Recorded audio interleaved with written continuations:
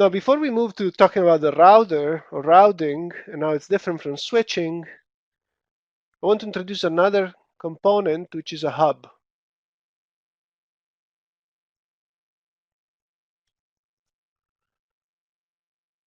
A hub basically works at the same level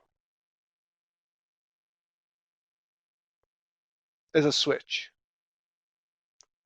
Works with the lowest level packet that is out there.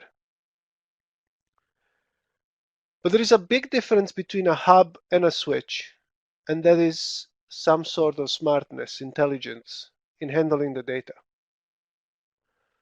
So the switch looks at the address and then decides on which port to forward the packet.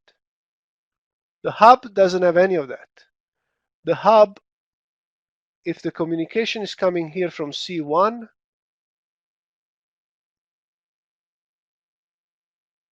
it doesn't look at the address and decides where it should go, but it sends it to both C2 and C3. So it basically floods everybody with the information. And so basically that creates some sort of half-duplex mode where once this guy is talking to everybody, nobody else can really talk.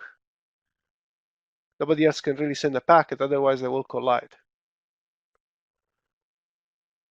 This is the hub. The switch instead, let's suppose that we have C2, C3, and let's suppose that we have C4 also. If C1 is talking to C2, the switch is basically looking at the destination, sends to C2.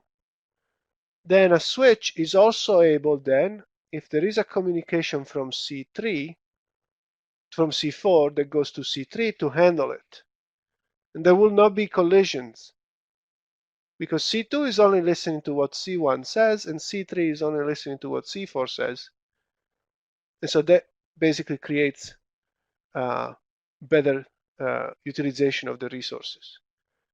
And that's a full duplex mode. So you can have multiple communications happening at the same time.